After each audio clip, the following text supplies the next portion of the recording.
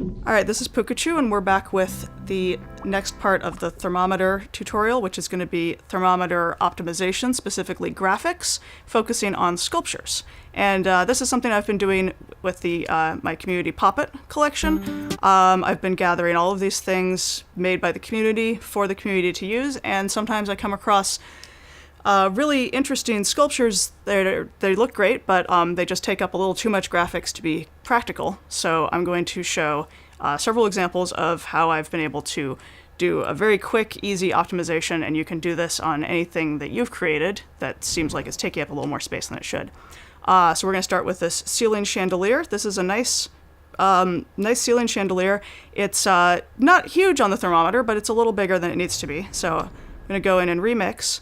And first thing I'm going to do is I'm going to turn on my thermometer, keep it active, and I'm going to turn off my hover effect because I just prefer to have it off. I'm going to select everything with a double click of the X button, and then I'm going to clone it and set it aside for reference. And I'm also going to use the freeze tool so that I don't accidentally change my reference point. So now that is frozen and I can't do anything to it. And then we're going to go to the sculpture detail, and these are the same right now. So the way the sculpture detail works is everything that's in red is the most expensive on the graphics thermometer, and everything that's blue is the least expensive. And it's only at 14%, which isn't too bad, but we can take it down quite a lot. And the light here is a good example because a couple of things that you can look for when you're reducing sculpture detail are things that are very dark in color and matte finish, and also things that glow can be reduced a whole lot. So we'll start with the glowing. And these glowing parts, you really are only going to see the silhouette. And so as we start taking down that light bulb, you see it's turning blue and it's starting to get a little bit textured. And I'm just clicking R2 repeatedly on here to take it down in detail. And now you can see the edge is starting to get a little bit rough.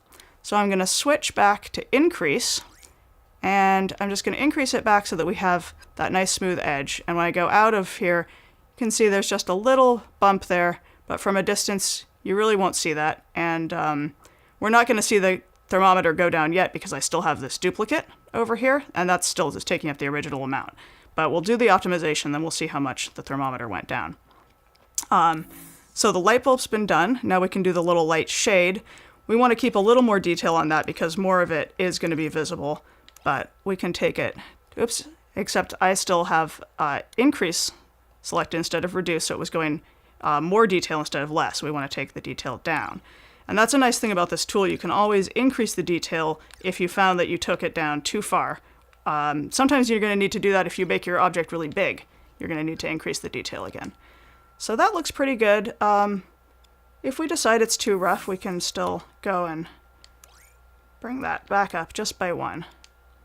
And now I'm going to move on to these arms down here, bright red, so that means it's taking up a whole lot. I'll start taking it down, and you can see that these four are all live cloned because they're all going down in detail by the same amount as I do just one. It's affecting all of them. But then there's this one over on this side that's not part of that live clone group, so I have to do it separately. And I'll just take it down until it's a nice shade of blue. That means it's not going to be too much on the thermometer. And that still looks pretty good. And look at the original. I don't really see a big difference, so I think we're doing okay there. And then the next brightest red is the chain. That's a very thin sculpt, so we might not be able to take as much detail out of it, but let's just see what happens. We're looking for any sort of roughness in the edges or the surface that might be noticeable. There we just saw a little change happen in here, and if I back up you can see that edge changed. So that's probably as much detail as we want to take out of the chain, but that still looks pretty good. And then we've just got this center bit left. And we can just do the same thing again. Looking for that little change in the edge. This has a very thin edge up here, so we don't want to reduce that too much. But maybe since it is a light that we're going to see from a distance, we could take that down just one more. And now we have the optimized one on the right. Looks pretty darn close to the one on the left. So I'm going to Now unfreeze this so that I can delete it and take it out of the level. And let's see what the thermometer is now. We took that down from 14% graphics to 1% graphics, and it really doesn't look that different. So we've just saved 13% on the thermometer. That's room for other things to happen in the level.